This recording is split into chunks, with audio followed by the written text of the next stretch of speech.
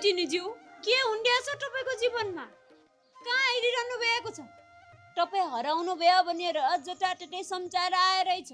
त्यही समाचारबाट थाहा पाएर म तपाईलाई खोज्न आएको घर भित्रको कुरा पनि यसुकुम्याले बाहिरबाट थाहा पाउन पर्ने न मिटिनी माले केही कुरा गरेर ल्याउँछ न मिट बाले कुरा गरेर ल्याउँछ न त त्यो तोक्ले दाइले नै यस्तो भएको छ भनेर भन्छ हुँदा हुँदा घर भित्रको कुरा समाचारबाट थाहा पाएर अन्डा ढुन्डा खोज्दै हिँड्नु पर्या छ ल यसुकुम्याले अच्छा अनि कता हेरिरहनु भएको छ तपाई कहाँ भन्नु मिटिनीज्यू मर्न नसकिँदैछ बाआमाको मुख हेरेर पनि म बाँच्नु पर्छ चाहिँ लाऊ त्यही भएर जहाँ पुग्छ त्यहाँ पुग्छु भनेर हिँडेकी थिएँ तर ईश्वरले मेरो आँसु देखेछन् क्यारे मलाई दुःख नहोस् यसले राम्रो ठाउँ बस्न पाओस् मिठाई खान पाओस् भनेर होला थाक राख हेर्नु न उहाँ पहिला मैले कामानी घरको म्याडमको सानी आमा ठ्याट्टै भेटाइदिनु हो अनि त्यसपछि म्याडमले पनि सपना मलाई देख्नु भयो थियो अरे अनि भुन्टीले धेरै दुःख पाइझैँ लाइह जसरी हुन्छ त्यो भुन्टी काहे पत्ता लाएर भुन्टीलाई राख्नु है त्यसलाई के बाहा सवार्नु भन्नुभएको थियो अरे अनि उहाँ सानी आमाले मलाई भेटाएर अनि खुरुक्काबाट गराइन भन्नु अनि अहिले म त सानी आमासँग बसेको म्याडमका घर अब सबै राम्रै हो मिटिनीज्यू अब तपाईँलाई त अब मैले त अब के भन्नु अब पहिला नि तपाईँले अब उहाँलाई छोड्नु भनेर कति सम्झाउनु भएको थियो मेरालाई कति दुहार्नु भएको थियो अब पटक पटक मिटिनीज्यूलाई के दुःख दिनु झैँ लाग्यो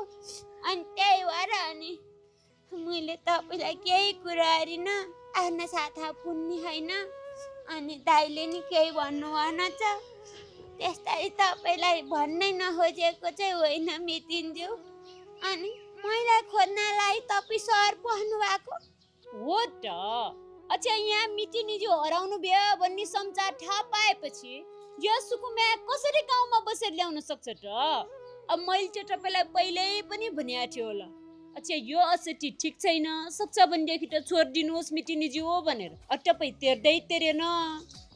त्यो बेलामा पनि गाउँमा त्यत्रो मान्छेको अगाडि ओरामै लगेर कागज गराएर अच्छा अबदेखि म मेरो बुढीलाई दुःख दिँदैन बुढीलाई धेरै माया गर्छु अच्छा अबदेखि केही पनि मेरो मनमा बुढीप्रति नराम्रो भावना मात्रै उत्पन्न भयो भने पनि फ्रेममा हेर्छु त्यो फ्रेममा गरिएको बाचा बन्धन हेरेर म उसलाई सधैँ माया गर्छु भनेर मसँग त्यत्रो भनेर ओरा अध्यक्ष ज्यूसँग त्यत्रो कुरा गरेर ल्याएको त्यो असठीले फेरि दुःख दियो होइन धोका दियो होइन अच्छा अब के गरेर ल्याउनुहुन्छ अब चाहिँ त्यो असठीलाई सधैँको लागि छोड्नुहुन्छ होला नि होइन त खै मिटिनीज्यू अब छोड्नै पर्ने जस्तो त भयो नि अब उहाँलाई म प्रति अलिकति नि विश्वास छैन जसले जे भन्नु त्यही कुरो सुन्नुहुन्छ अहिले त्यस्ता बिरामी अवस्था हुँदा समेत म माथि शङ्का हार्नुभयो फेरि उहाँलाई मयार्ने केटी घरै आएर बसेकी अब त्यो सब देख्दै उहाँ मसँग भन्दा त्यो केटीसँग खुसी हुनुहुन्छ भन्ने कुरो थाहा पाउँदै क्यारी त्यही घर उहाँहरूका जिन्दगी बोझ भनेर बस्नु त्यही भएर अब उहाँको घर चाहिँ बस्दिनँ भन्ने नै सोचेको यो माया त्यहाँ भावुक भ्याएको भनिएपछि अझै पनि कता कता त्यो असठीको लागि मनमा माया छ जस्तो छैन त यो मिटिनीज्यू अच्छा तपाईको यस्तै बेहोराले गर्दा तपाईले कुकुरले नपाउने दुःख पाएर ल्यायो होला त्यस्तो असठीलाई माया गरेर ल्याएपछि तपाईले दुःख नपाएर कसले पाउँछ आफ्नै आँखा अगाडि घरमा त्यसरी केटी ल्याउने बुढालाई यसरी दुःख पाउँदा पनि उसकै यादमा हिँडेर उसलाई माया गरेर तपाईले दुःख धेरै नै पाइसक्यो मिटिनीज्यू अब भनेको मैले भनेको मान्नुहोस् त्यसलाई मनदेखि भुलेर तपाईले त्यसलाई कानुनी रूपमै छोडेर नयाँ जिन्दगानीको सुरुवात गर्नुहोस् ल हिँड्नुहोस् मसँग अच्छा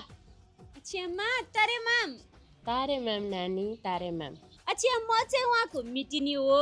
मिटिनी ज्यूसँग बोल्दा बोल्दा मासँग परिचय गर्नुपर्ने पाएन है।